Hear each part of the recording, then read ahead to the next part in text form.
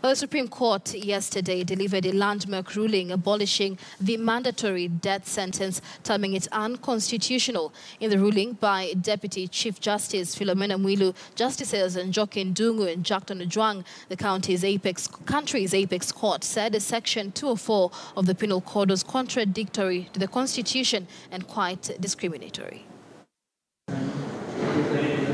For more than 2 hours, two murder convicts, Wilson Thirimbu Mwangi and Francis Karoki Muruatetu, sat expectantly in the Supreme Court waiting for the determination of their petition that first appeared in the corridors of justice about 3 years ago. The two, sentenced by the High Court for murder, wanted the Supreme Court to abolish the mandatory sentence. They argued that no court would have independently handed them the penalty, which they said Kenya borrowed from her colonial master Britain before it was adopted by Parliament.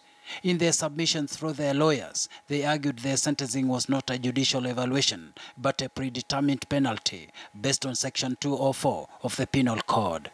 That the mandatory death penalty under Section 204 of the Penal Code violated that right in that it denied the trial judge the discretion in sentencing. Supreme Court Judges Njoki Ndung'u, Jackton Ojwang and Deputy Chief Justice Philomena Mwilu had to look at Section 204 of the Penal Code and determine whether it was in tandem with Articles 19, 20, 38 and 48 of the Constitution, which talk about justice for all, human dignity, fundamental rights and equality of law to all, alongside Article 52 of the Constitution. Section 204 of the Penal Code deprives the court of the use of judicial discretion in a matter of life and death. Such law can only be regarded as harsh, unjust, and unfair. The mandatory nature deprives the court of their legitimate jurisdiction to exercise discretion, not to impose a death sentence in appropriate cases.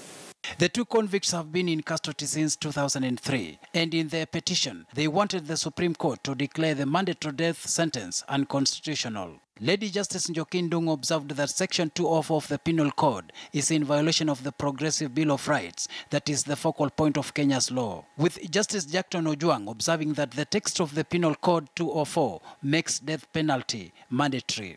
In her orders, Deputy Chief Justice Philomena Mwilu declared Section 204 of the Penal Code unconstitutional, but clarified that the ruling would only affect cases relating to the nature of the petition and any other cases falling within the same parameters.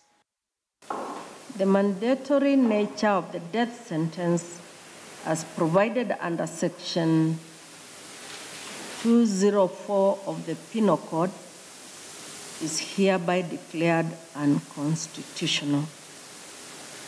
For the avoidance of doubt, this order does not disturb the validity of the death sentence as contemplated under Article 26, Sub-Article 3 of our Constitution.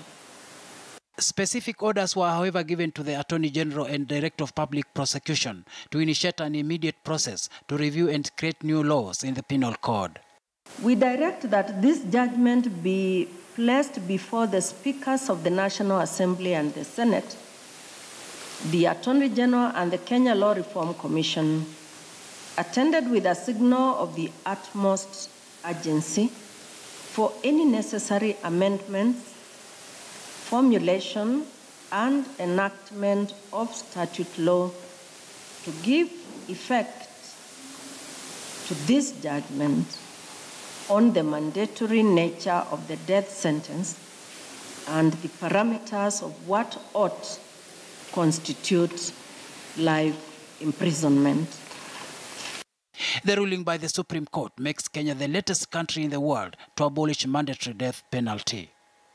The determination by the Supreme Court that the mandatory death sentence is unconstitutional is by all standards a new dawn in Kenya's criminal justice system. And although this is a big win for the petitioners who have been serving death sentence at committee maximum prison, they will have to wait longer to see their freedom after their case was referred back to the High Court for retrial. Shadrach Miti, KTN News at the Supreme Court.